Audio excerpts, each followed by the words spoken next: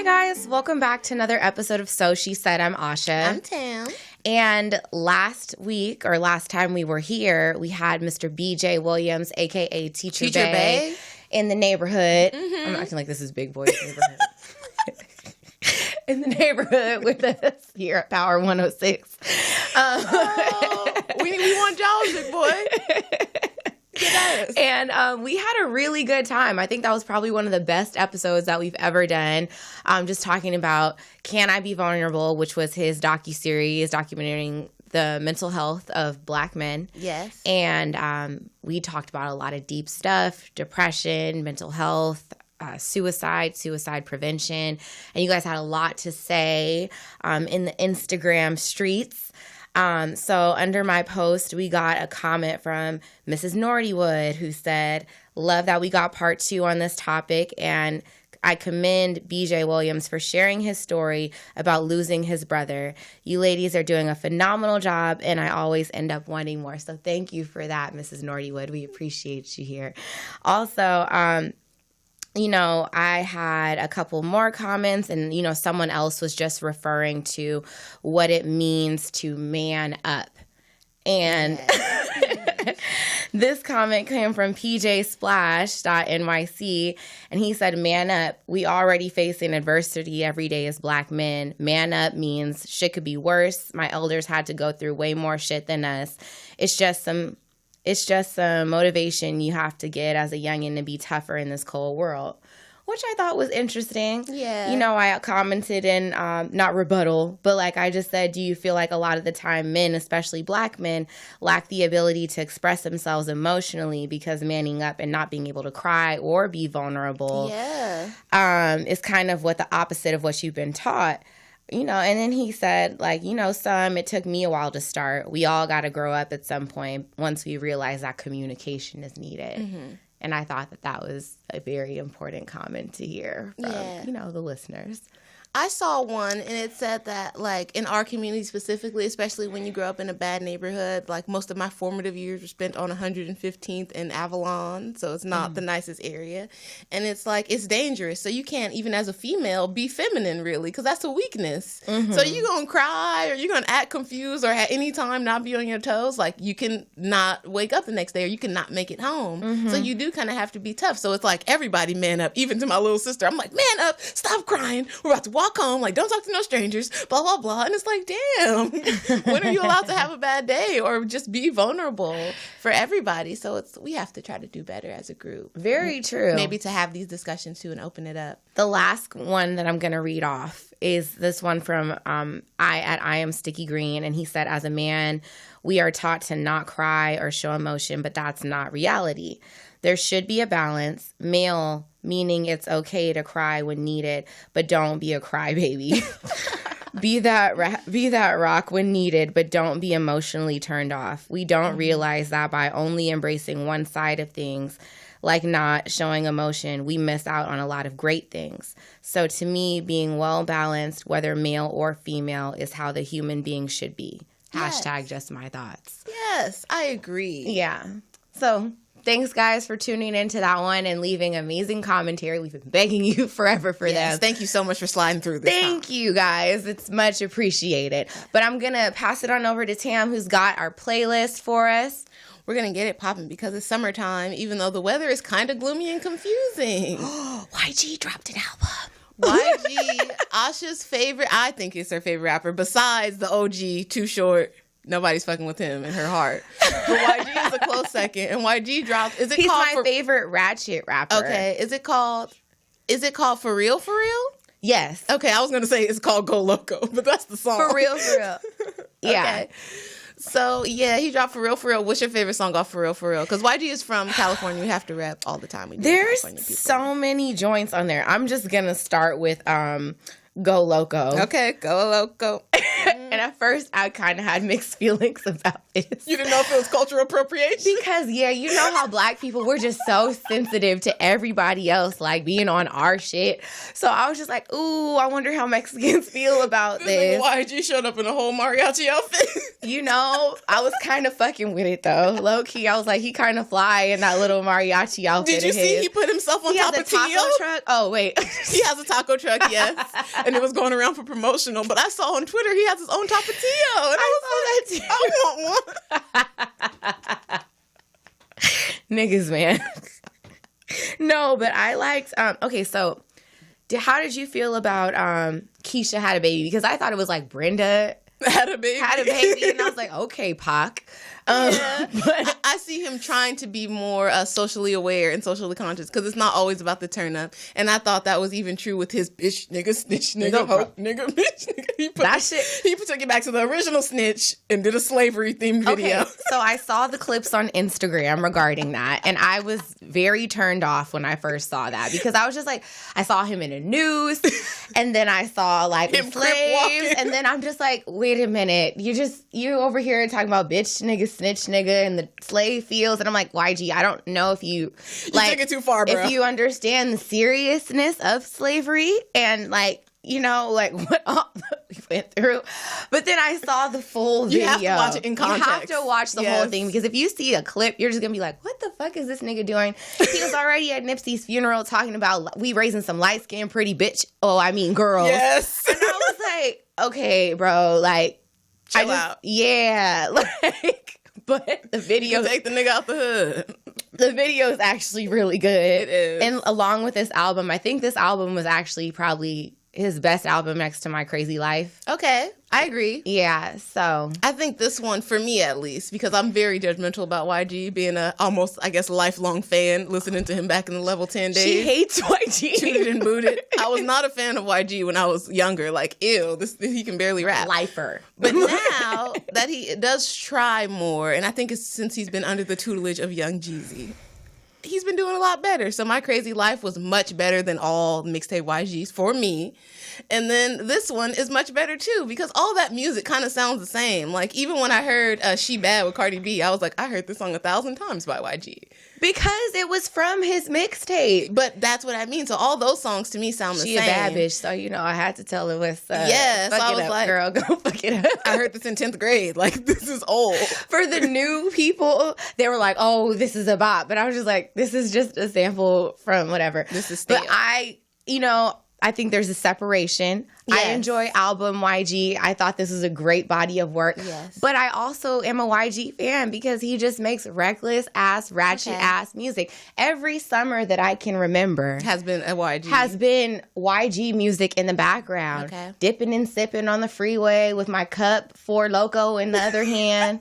On the freeway with a blunt in, someone's in the front seats driving way too fast. Right, real California. Early 20s, yes. Yeah. It reminds me of my college days and time, so I appreciate that YG, and there will never be another Just Read Up. Let me just say that. No, that's a classic. For the record, yeah, exactly. That's a classic. No one from LA or California can deny that classic that he gave us. But the other thing I thought was very important about this and showing his growth too, I saw him on Big Boy's Neighborhood, and he said he's giving points to Nipsey's kids from all the songs on this album. All the proceeds are going to the family. So he's going to give them like maybe credits, like producer credits, something like that. I didn't read the details, so I don't know. But it's going to be when they're 18, which I think is important too, because not trying to talk about nobody's mama, but all of us with black moms know if they get that money a little early, it might get spent. So the fact that it's going when you're 18, it's going to be your own money, I think that's very important. Yeah. And that's very valuable because it's setting them up as adults. And I think that's what Nipsey would have wanted too. True. I watched his Breakfast Club interview because YG did one with them recent. Yeah. I watched it this morning and I was about to cry. He was like, yeah, the homie Nip when he went to heaven. And I was just like, oh my God. Like, yeah. I drove down, because, we're on Crenshaw right now. Like, I drove down Crenshaw and Slauson the other day, and I was like, oh my God. Like, I saw the mural on the wall, because I haven't been to the Marathon store, since that happened. I was just like, wow. Like, I didn't realize all the art that's in the Crenshaw district right now of Nipsey Hussle. Yeah. So, sorry, we just went left. But no, it's very important. And like I said last episode, you have to go and stream Higher by DJ Khaled. He's also giving all the proceeds to Imani and Cross.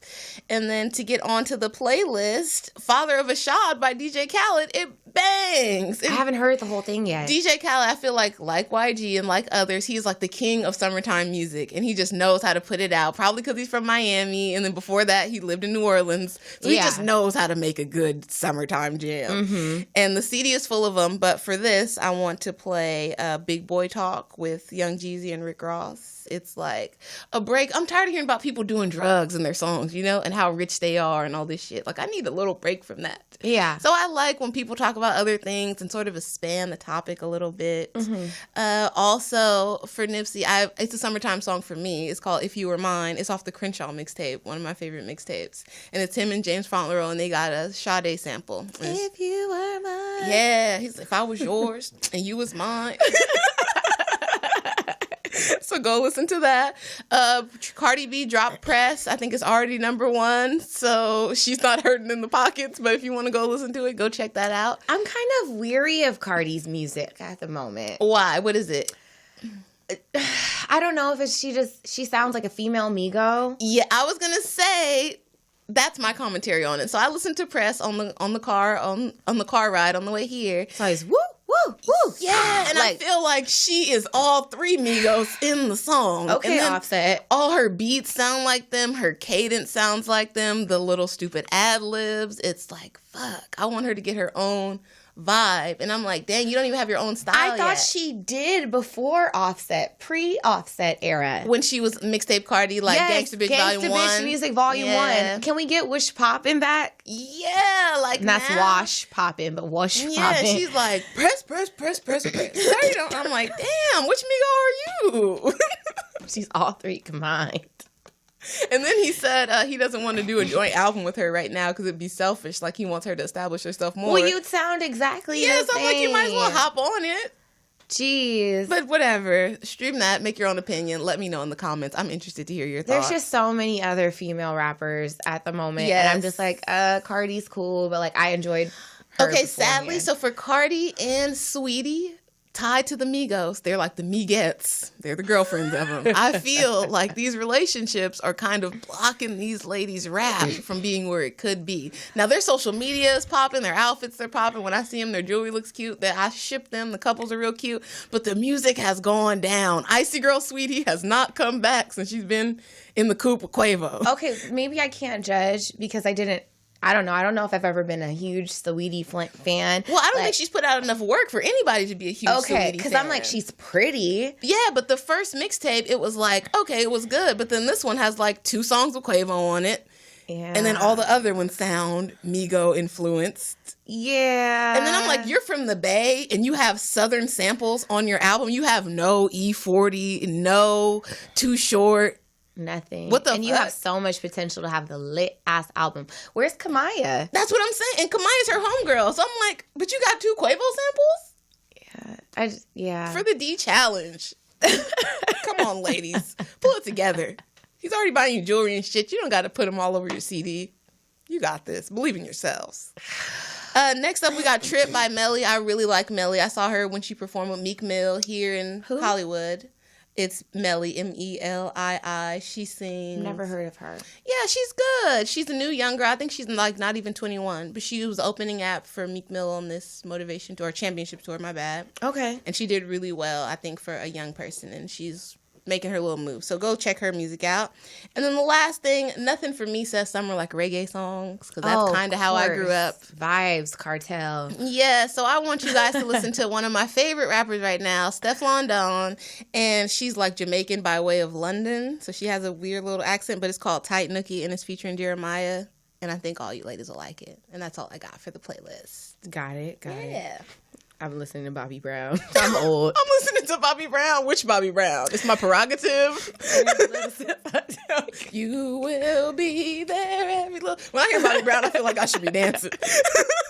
I'm just an old ass lady, just listening to Marvin Gaye, Bobby Brown, Whitney Houston. Yeah, I swear I dead ass live in the past with music. Okay. Like, I'm not... You have to really put me on to like new shit because...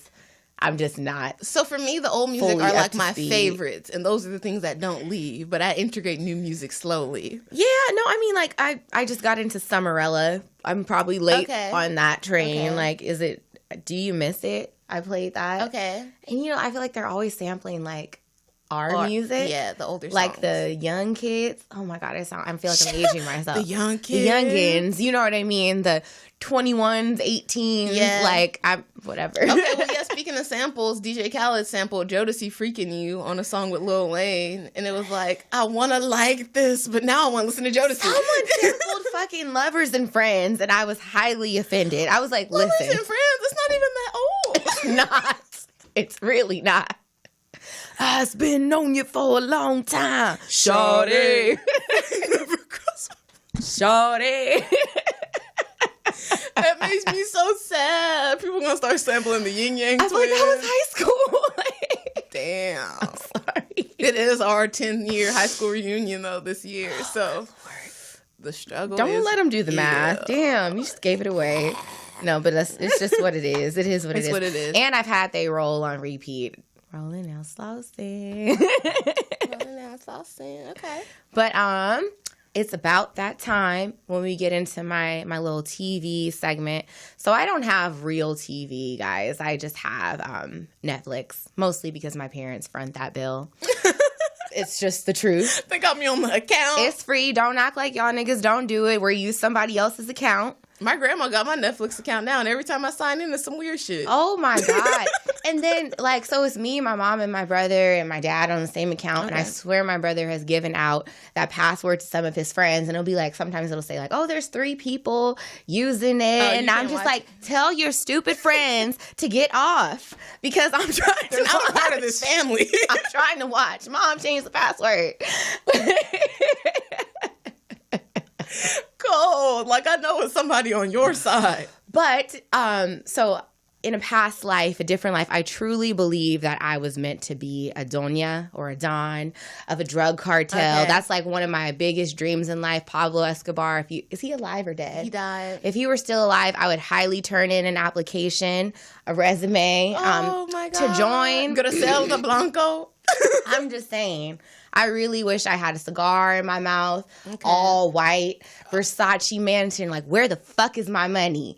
You know what I mean? Some nice dogs, some animals. So any show like that has anything to do with the Mexican drug cartel, I am here for it. And Queen of the South is giving you all of that. Okay. All of that. They just dropped season 3 on Netflix, and there's 3 seasons now, y'all. You can totally binge watch this shit. It's featuring this chick. Her name's Teresa Mendoza, and you know she was dating this drug dealer guy named Güero, and he dies and shit hits the fan and these people are after her. And anyway, she comes from being a drug mule to becoming the, you know, the queen pin, right? Not kingpin. Yes. The queen pin of the Mexican drug cartel. And it's like her story to get to that point. Yes. And like throughout the show, her future self is talking to herself like in the gutter. You know what I mean? In the trenches, like, this is what you need to go through to become who you know you're destined to become. Okay. And I'm just like, I feel that shit.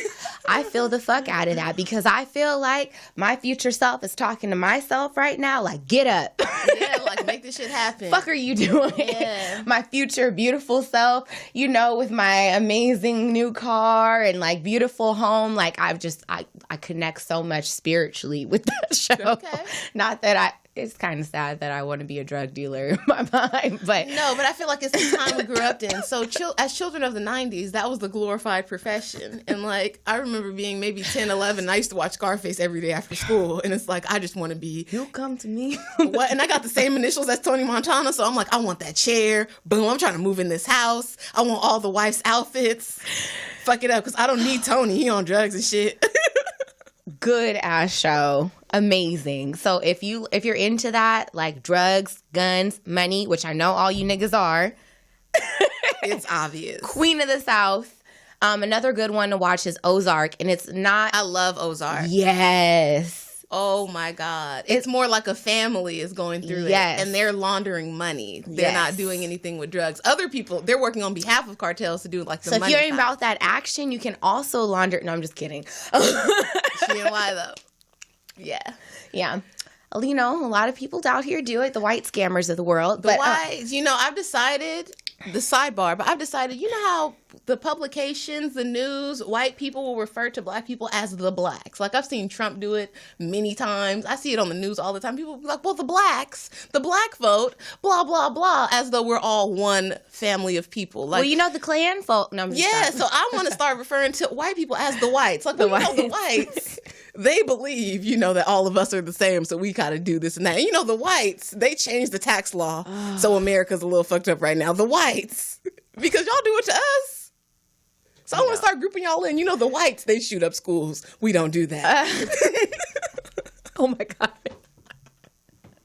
Because I need a little bit of equality here in America. I feel like we're at a turning point. This is the 400th anniversary of black people being brought to America as slaves in August. Oh, shit. So I feel like there's a big change in the energy and there's a shift. There's a lot of shit happening. Like, I saw a KKK was supposed to be doing a rally in Ohio and all these black people showed up, anti-KKK rally. They had guns. Good. On some Stokely Carmichael shit. So I was like, yeah, rep the set. Don't, you know, no more disrespect. We're not going to take this, not on TV, not in person. Just no, we're not going to do it. And we're not voting for any people that don't have policies that specifically help us. Period. Black power. All power to the people. Also, okay, so I know I just talked about Netflix, so I'm going to go over into Hulu.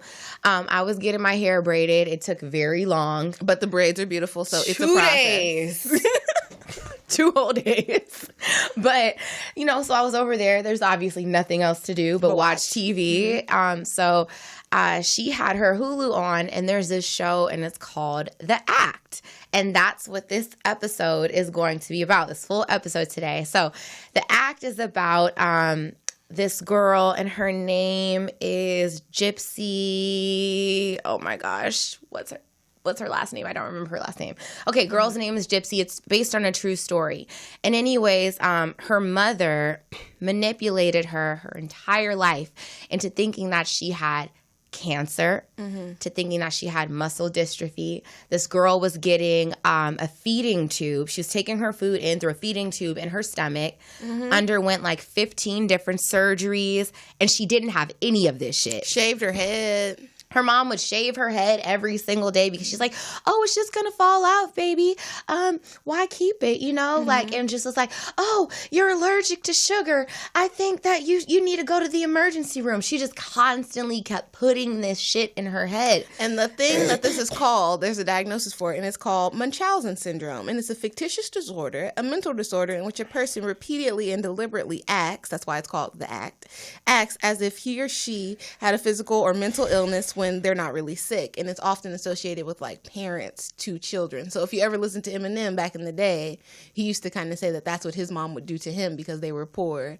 So she would like make him be sick and feed him all this bullshit to like help them get money, help people with charities and stuff like that, essentially to make her life easier because it's hard for her to provide for these children. And that's exactly what this bitch did. Yeah. Sorry, spoiler alert, whatever.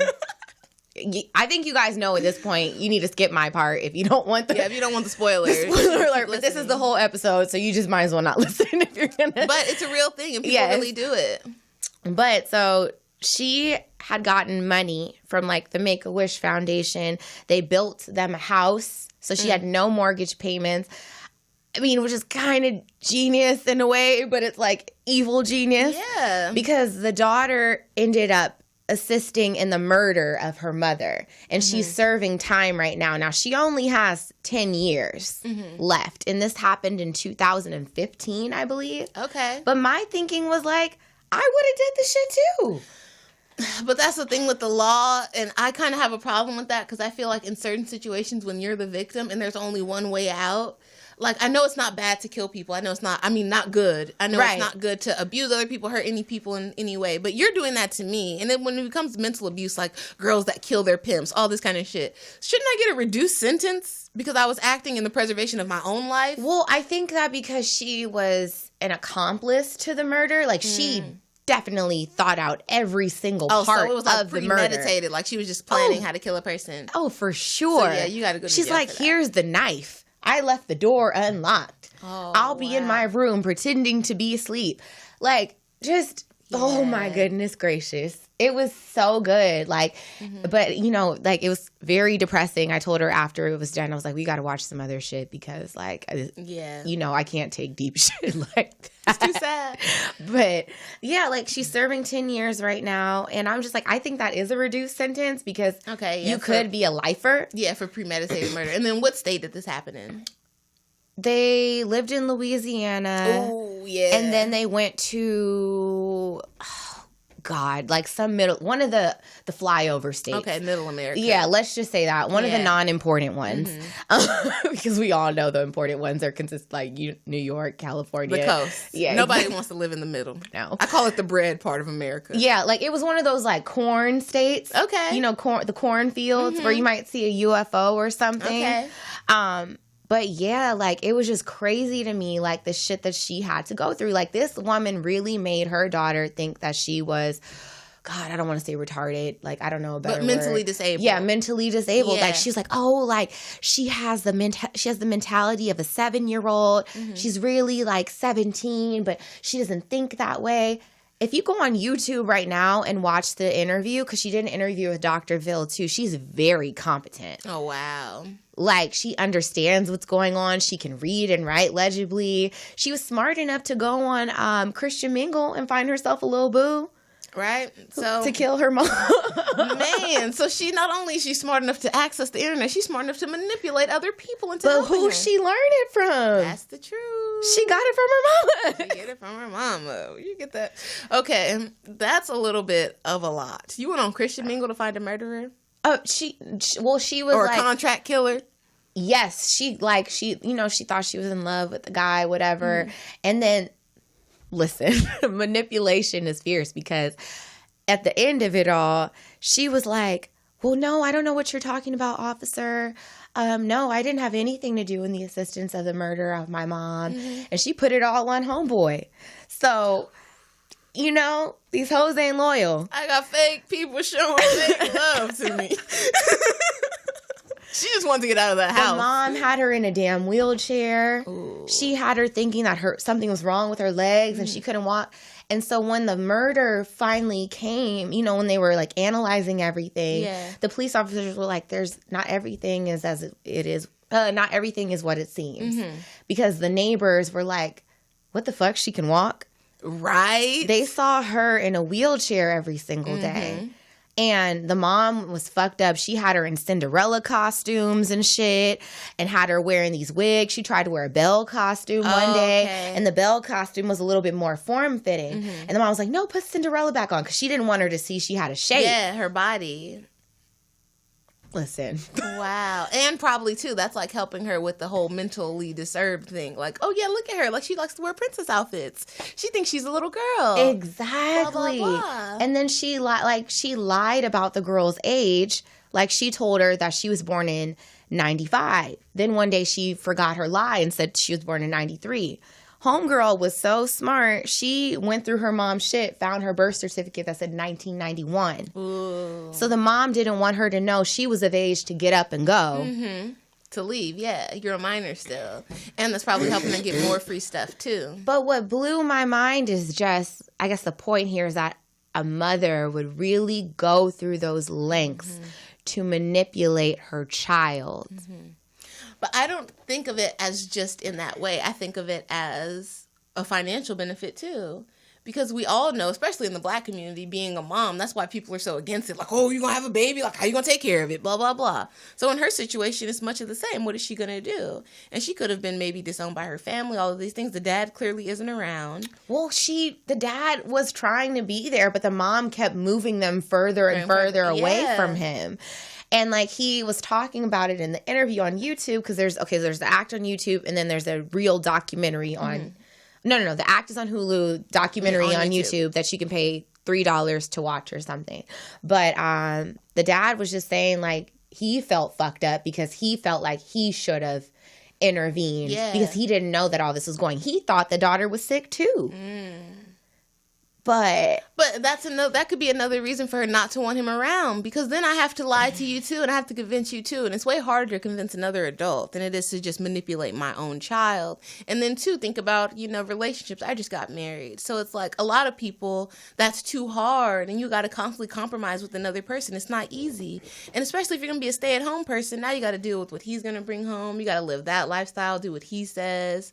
When you can just be the mom, be in charge, and get everything for free because you convince your baby that she's sick. But she was also in America's Most Wanted.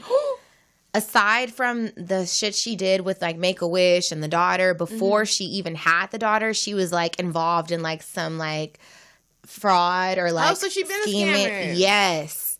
But she had the nerve to have a baby. Because the baby just upped the scam. Nobody's going to think I'm guilty. I'm a mother. Look at my baby. A pack rat. Like, the house is crowded. She bought the kid a stuffed animal every time she would undergo a new surgery.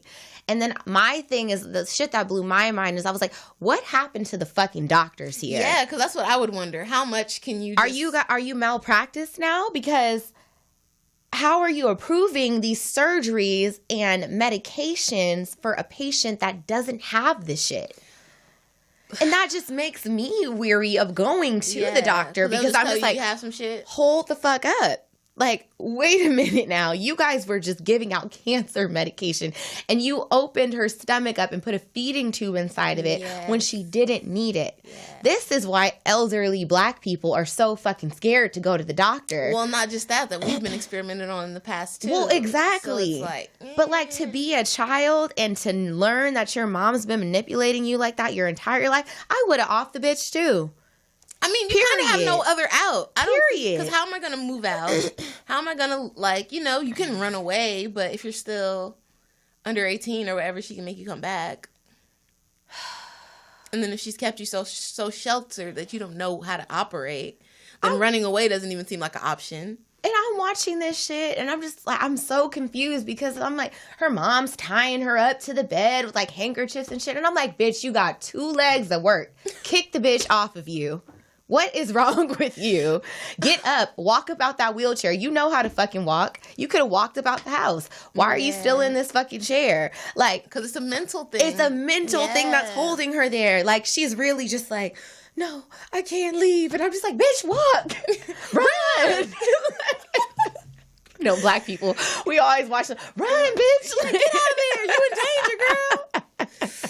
I could imagine how hard that is. Because even like me growing up, that's the only comparison I can make. Okay, I live with my grandparents, and my grandpa doesn't really care. He's a man. They're not. But my grandma is super staunchly religious. And like, I go to church 5 days a week and all of this crazy stuff. And it's like, okay, you kind of think that that's how it has to be. And I remember moving away and being with my mom in 9th grade. And it's like, oh, I can't do that. Like, I'm a sinner. Blah, blah, blah. I don't want to go to hell. All of this stuff. And it really weighs on you. And it's like, oh, nothing's gonna happen if I just walk across the street. But it's a mental thing. So if you've been taught that since you're a baby and your mom is shaving your head every day and all this shit, it's harder to just break out from. It's not as simple as just getting a new group of friends or hanging around some people that think a different way.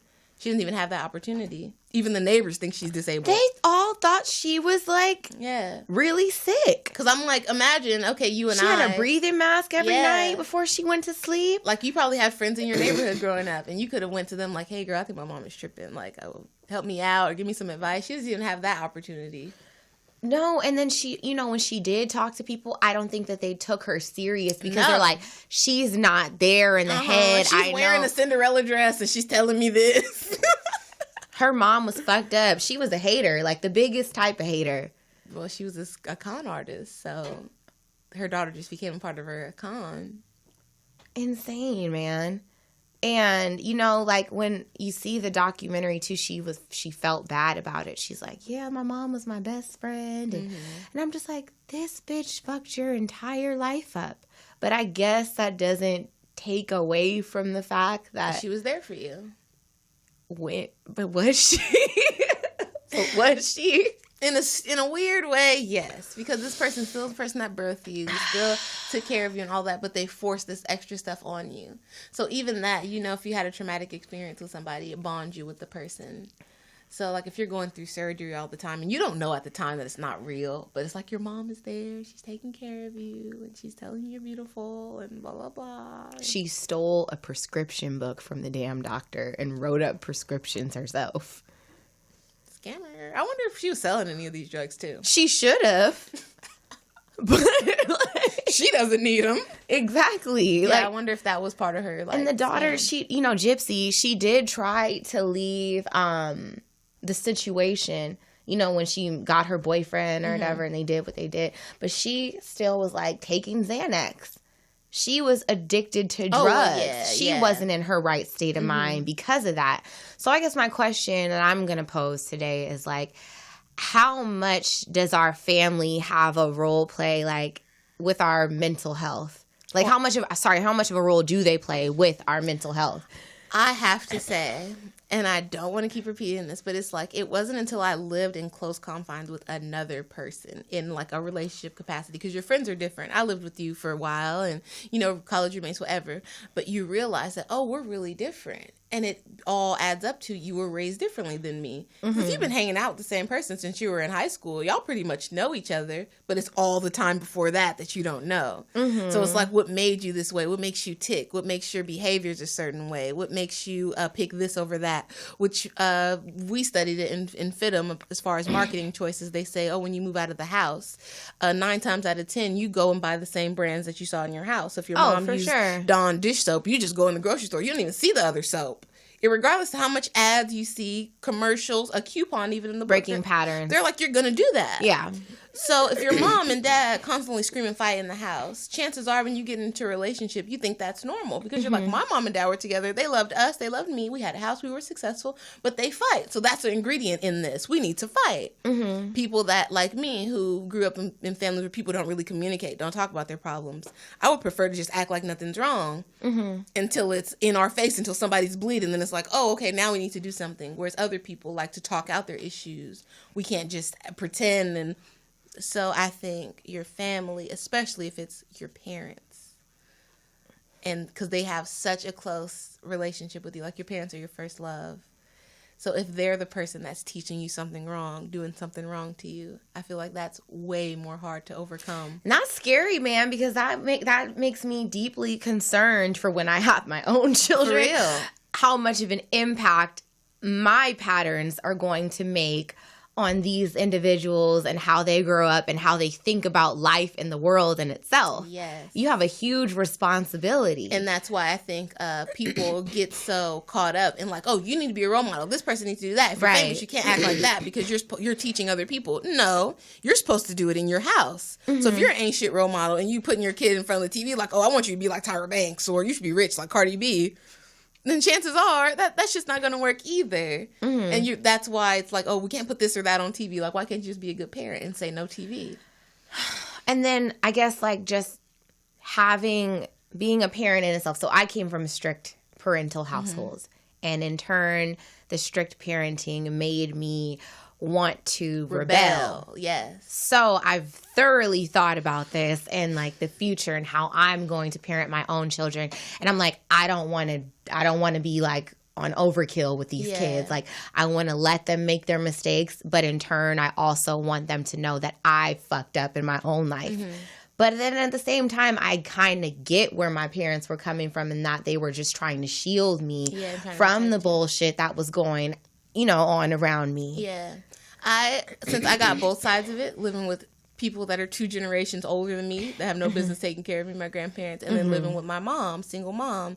So I got no freedom at all, like living in a nunnery, and then I got ultimate freedom, and then plus that responsibilities because I have to help with my brother and sister. So it's like I'm kind of a deputized adult in this house to a certain extent. I think I would just, above anything, just be honest with my kid. And you make your own decision, but I want you to know all sides of what could happen. Right. Because I feel like when I was with my grandparents, but when I got moved with my mom, it was like I got dropped in a different planet. And I know what the fuck is going on. I don't know how to, like, survive for myself. I don't know how to do things. I don't know how to operate because I've just been getting carried around like an egg.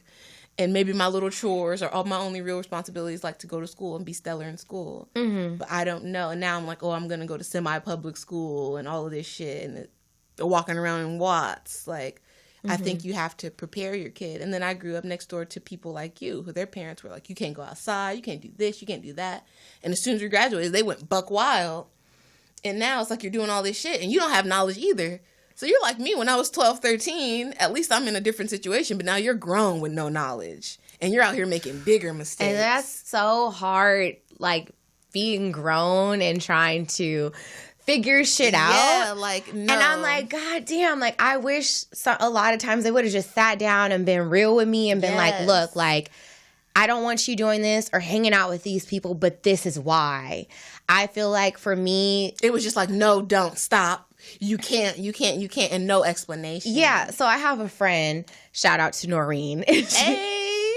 And she's always like, Asha, why do you always have to fucking know everything? Mm-hmm. She's like, you always question everything. And I'm just like, I need to have some sort of, I don't know what the word is. You want to be open-minded. I want to be open-minded, but I need there to be a why. I need there to be an answer to my why. Yeah. Like, so, no, so-and-so, I don't want you to go to this party with these people, but I don't want you to, I don't want that to happen because of my own experience and knowing that this could go wrong if there's no parental supervision or, you know, you could overdose. Someone could slip something in your drink, A, B, C, and D. I'm fearing for your safety more than anything else, and I want you to know that I care.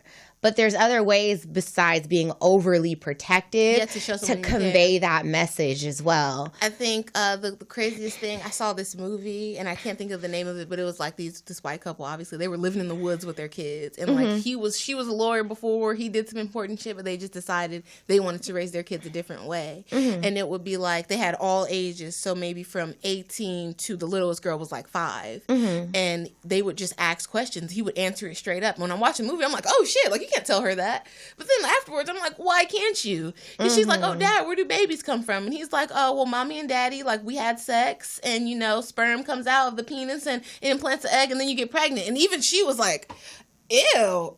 But now her little friends can't tell her some bullshit like, oh, it comes from the stork, or if you let a boy kiss you, then you'll get pregnant. She knows right away. That's not true. Yeah. My mom already told me. Yeah, his son is like, oh, I don't know what to do. Like, I want to be in a relationship. I want to love a girl, blah, blah, blah. And he's like, that's not going to work because you don't know about yourself. So he's like, what are you rushing to go to college for? To teach you stuff you already know. You already know how to read books. You already know how to figure out answers to questions. He's like, you need to go see the world to see how other people live to inform you about how you want to live your life. And I was like, whoa, no black parent ever has told their kid that you need to step outside of what everybody around you does all the time and figure out who you are for yourself. Not who I'm telling you to be. Not who I'm telling you to be, or who I'm forcing you to be in this little box because I'm so scared of what could happen. I'm like, I just want you to go to school and get a good job and like go and sit down and be safe. But what if that's not even who you are? Yeah. So I don't know. What if, you know how like some Asian parents are super strict on their kids, and like when they're babies, they already know what you have to be a doctor. Yeah. So it's like that person had no time to explore or to figure out like what really moves them, what they're passionate about. I think that when you're a parent too, you have one job. You know what I mean? You have one job, and that's to raise this kid to be better than yourself. So if you were a struggling artist or you had dreams, you're like, that dream ain't going to pay the bills. You know, you need to do this. You need to be here. You need to get an education. You need to go to college. But like the times that we're in right now, that may have been true in the past. I thoroughly believe that. But in today's times, like there's many other avenues that you could take. But even with that, like the example you gave, okay, I was a starving artist, so I don't want you to do the same thing. But you pass DNA and, you know, all of that personality to your children. So what if you were a mediocre painter and now I'm your child and I'm going to be the prolific painter? I'm going to be Picasso, I'm going to be Basquiat, whatever. But you're so scared because you weren't able to make your life what you wanted it to be. You blocked that for me. Instead, I feel like as a parent, I would want to tell my kid everything I did wrong and all the mistakes I made, maybe opportunities that I missed. Another way I would take my art, something else, a way to monetize. Because it's like, I thought that I was the shit. I tried every way and it didn't work. Let me tell you all the ways I tried. So when you go out on yours, you got way more knowledge than I had. It's like you got a textbook for real life and you're going to go figure it out.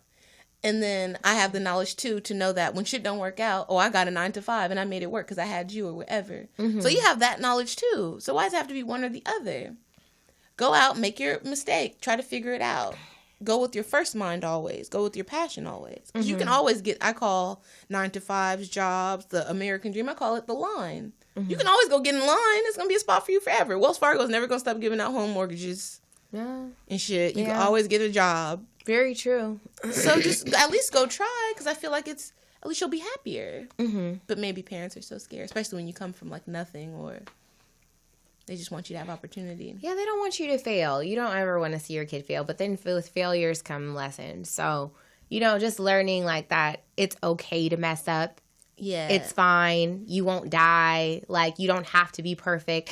The worst thing that I could do, I think, would be to pass along my own patterns. Yes. Like, I don't want my kids I don't want to pass on whatever trauma I've been through, or, the anxiety that I carry within myself into my kids, so that they're constantly worrying and putting all this extreme amount of pressure on themselves, to become this person that that I expect them to be, that they expect themselves to be. Like, that's why I'm, so into therapy and whatnot, because I'm trying to work on my own shit before passing that on to someone else. We recently we watched part of the Shaggy interview with Breakfast Club, and he was talking about, as being a Caribbean person, your parents can be very harsh to you and not very empathetic to what's going on in your life. They just want you to be a certain way. They think that you're responsible for certain things. And he was like, in his life, it made him distance himself from his mom, because when he had kids, he was like, oh, I built up a tough skin. I can deal with it. I know how to distance myself from my mom. I know how to make it work. I know her communication style. But when I had kids, she was doing that same thing to them, and I was like, oh no, now I can't fuck with you. You're not about to be around, because like you're saying, I don't want you to pass that pattern to my kid. And whatever situation I might have, anxiety, worrying too much, me repressing my feelings because of you, I don't want you to do it to them. I'm trying to break this now. So if you can't even be different around my family, I think dysfunctionality is just a commonality in my family at this point. Like, I come from a family of, like, my grandmother having 8 daughters. Ooh. So there's always, you know what I mean? Like someone that's not getting along with somebody, somebody that's talking about somebody. But then at the end of the day, like, it's still love, if that makes sense. Yeah, and that's easy because there's more of you. There's so many of us, like, to have, like, 20, my grandmother has 23 grandchildren, so I have, like, 22 cousins or so, first cousins. And, like, that's not even counting my second cousins and my grandmother's sisters and all her family. Like, so there's just a lot of us. And I think, like, we've always been like, okay, like, you know what? Screw that person. I got into an argument with them. I'm not fucking with them. But somewhere along the line or somewhere down the line, you have to speak to this person. You're going to see them eventually again. You're going to forgive them again. Like, I guess time is everything from that aspect. Like, I always say, like, there's nothing that heals stuff like time, because you just get over it, or you forget why you were mad. Yeah. Or it becomes less important because so much more has happened in the time since. Exactly. So it doesn't matter. Yeah. So I don't know, that's how shit is in my world, in my family. Yeah. But, like, so for me, that's, like, a foreign concept to just be like, oh, fuck my family. Yeah, I don't deal with them. I remember not talking to my family for, like, 5-6 years at a time. Like, for what? Like, all I get from over there is negativity, attitude, like, judgment. There's never no type of, like, oh, I'm so happy to see you. I'm glad everything is okay. It's always like, well, what are you doing? Well, what do you have going on? Oh, okay, well, you could be doing this. You could be doing that. Maybe that's because your family's smaller. Yeah. Because in a big family, I feel like you could be pissed at somebody, but there's so many other people that you can talk to and that you have love for. That's what I mean. It keeps you around. Yeah. My grandma had 3 kids, and one of my uncle passed away before I was even born. So there are his 2 kids that are not really bound to us like that because they grew up with their moms. Right. And then my uncle that's left, he has 2 kids. My mom has 3. It's not a lot of, all of us can fit in a fucking party bus. Right. So it's like, oh, we're not talking to my uncle. Then his kids kind of just fall by the wayside. That's 3 people out. Boom. So now it's just me and my mom's kids left. Okay, my mom lives in Detroit now. My sister's with her. My brother was with her too. My brother was like, fuck that. He came back. So now it's just me and my brother. And, that's just what it is. I try to be nicer and like deal with it because I know people come from a different time. Getting closer to my dad's side of the family made me understand that, like, oh, my grandpa is 80 years old. It's just some shit he's not going to understand. There's some things that you can't say or do around him because he don't get it, but he'll be real cool with you. So it's like, oh, my grandma is just a different person. She's just a judgmental person. So if you know you're going to go see her, like, dress a certain way, do this and that, act a certain way, and try to get out of there. Because anything short of that is going to give you a problem. Even when I'm going over there and I hadn't seen her for like years, and I'm like, oh, I'm going to get married. She's like, oh, I guess. Like, that's good. You're not going to be living in sin anymore. Oh. And it's like, oh, boom, right to the heart. Not congratulations. I'm so happy for you. But did you expect it? Maybe I'm like, not. I feel like it kind of hurts less when you expect that from people. But I feel like that's kind of sad because, yeah, in the restaurant, I'm just sitting there like, whatever. Like, it didn't make me feel no way. Oh, grandma. Like, okay. Like, whatever, girl. Yeah. But it's still like, that'll be something that make me not want to come that next time. Because last time you was rude to me, so what am I come over here for again? Or next time I come is going to be for 5 minutes instead of 10. Because on that 10th minute, you started getting rude. And I, for whatever reason, I don't have the type of personality that takes slights easily. If you do something to me, I remember it. Because I have to look out for myself. I have to protect myself. I'm the only one that does that. So I can't let nobody do shit to me. I can't let you disrespect me. I can't let you talk to me crazy. I can't let you make me feel away. Because it's like, oop, can't do that. It's all me. And I'm not about to fight my grandma. I'm not about to cuss her out. I'm not about to do no type of disrespectful shit to her ever. Right. So it's like, okay, bye, girl. I'm going to just leave. Next time, I'm going to send you a gift on the internet and I'll bring you a brace. But I don't want that to, like, keep going on. And even my family, I don't want... As a generational thing. No. Because, like, even for the wider group of us, like, my grandma's mom had a lot of kids like your grandma. So there could be a whole bunch of us. But even that's all broken up like gangs. And we have the family reunion. And it's like, these people's kids are over there. These kids over there. So why do we reunite? But I guess, so I think parents do hold a huge responsibility on how we turn out. Yes. But then at what point do you take responsibility for how you turn out? I feel like that's me now. Or like me from 23 to now. I'm like, nope, can't do that. I don't want my life to be like that. And I noticed my patterns, what I'm doing, stop right in my tracks. Even with, like, my brother coming back out here and him not being... My mom is across the country now. It just immediately makes my mind go back to when I moved out and I was 16 and he's the same age as me doing the same thing. And it's like, ooh, okay. So I'm not going to baby you because I know that experience made me a responsible person who I am now. But I'm going to be there for you more than people were there for me so you don't have the super harsh struggle. Because I feel like I got slapped by the real world. And I want my brother to, like, lightly get pushed. I don't want him to be fucked up by it. Yeah. So, I don't know. I think everybody has to just be more introspective and not blame. Because I feel like for a long time, I just blamed other people. And I was like, oh, you did that to me, so that's why I don't do that. And that's why I don't talk to people. And that's why. But it's like, no. It made me feel this, so I don't. Because you can't control other people. Even your mom getting an attitude with you, my grandma acting crazy with me. It's like, I can't control that. I can only control my part. Right. Because you're going to be who you are. That's all I can do. Yeah, I think for me, too, like, just growing up the way that I did, like, for me moving forward, it's important for me to listen to people. Okay. Because I never felt like I was heard. So you're going to, like, go out of your way to hear your kid's point of view. I want to hear why you feel that way. Not like, I'm right, you're wrong, shut up, do as I say. Yeah. Like... And that might not be the case. Yeah. Or, like, it can only be this way. Like, I want you to have a lot of ways you can figure out how to do something. Exactly. Yeah. It's just, I don't know. Being open-minded is so important to me. But, like, I guess bringing it all back together from, like, the beginning of this episode to now, like, what have we gathered here today? What has been the ultimate lesson that we're trying to convey? Or is there a lesson? The lesson is, when you have kids, you have to know that they're not an extension of yourself, that they're their own person. Right. So, like, that lady was a scammer, so she automatically decided that her daughter was going to be in on the scam, too. And it's like, no, bitch. I wanted to, like, get a boyfriend on Christian Mingle and be happy and be regular. But you forced me into this stuff. She just wanted to be free a little bit. Yeah, so now I'm in jail off some shit you did. That was a lesson. So let your kids be free and let them try to figure out and just be a guide and not, like, the train pushing them.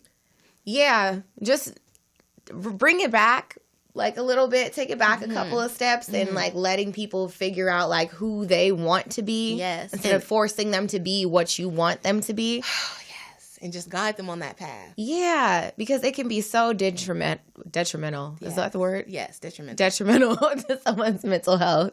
Please just do not do it. And then lastly, to end this on the light note, look at Zendaya on the cover of Vogue. She looks beautiful. Okay, she's dressed. The spread inside is beautiful. And she's talking about a lot of her growing pains, stuff that she's experiencing in Hollywood, you know, going from a child star, being a little older, her new roles, all the stuff she's taking on. And I'm just happy that, like, publications and stuff are recognizing more Black beauty and variations of that. Last episode, we had the girl from Pose. I feel like growing up, that would have made me feel better too. Like seeing that instead of everybody was blonde and looked like Jennifer Aniston when I was young. So like going to the grocery store, if I didn't have money to buy this, it's like, ooh, that girl kind of looks like me. I can be pretty too. I can do all these things too. So be encouraging to everybody. And everybody should be a little bit kinder. I think that would help. And empathetic. I feel like there's so many people out there that are just unwilling to see where someone else is coming from and their perspective and the walk of life that they came from. Like, it's not all black and white. It's not all just about what you have been through and where you've been, but like being open to ideas, I guess. Yeah. Yes. That's about all I got. Try harder. Thank you. We'll see you guys next time. Bye.